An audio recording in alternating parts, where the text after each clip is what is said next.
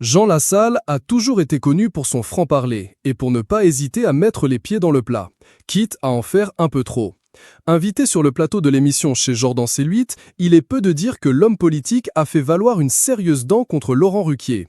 À son souvenir, il n'a pas hésité à cracher sur l'animateur télé et radio, le traitant d'homme détestable et profondément méprisable, ou encore de petit homme. Sa rancœur est telle que leur dernière rencontre a failli très mal finir.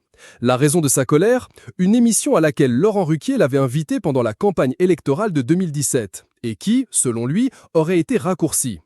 Il y avait eu 60 minutes d'enregistrement et il n'en avait passé que 30. Il m'a réinvité une deuxième fois, lors de laquelle il a contesté avoir coupé l'émission, raconte l'ancien candidat à Jordan de Luxe courroucé. Laurent Ruquier est un homme détestable et profondément méprisable, ajoute-t-il.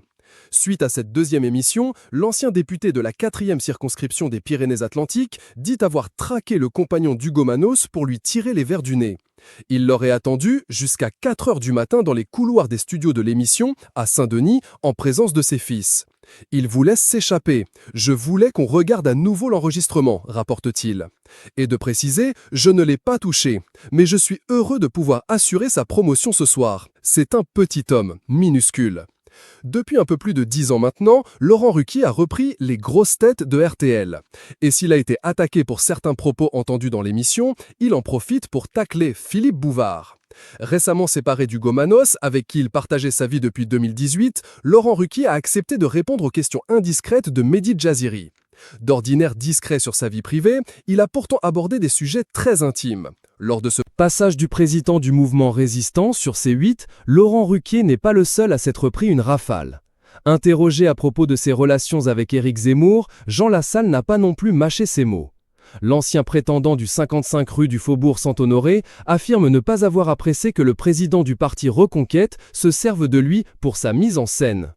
Il m'a pris par surprise lors d'une manifestation de policiers. Il pleuvait et on lui avait mis comme une petite tente dessus.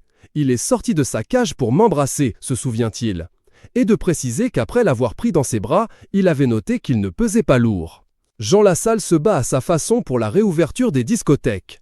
Le député n'a pas hésité à épingler les personnalités politiques qui fréquentent les lieux d'échangisme.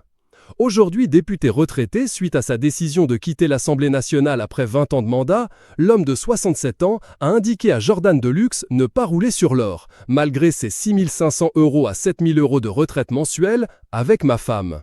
Le problème, c'est que j'avais des charges. J'ai plusieurs fois emprunté pour faire vivre le mouvement Résistance et mon compte est à moins 10 000 €.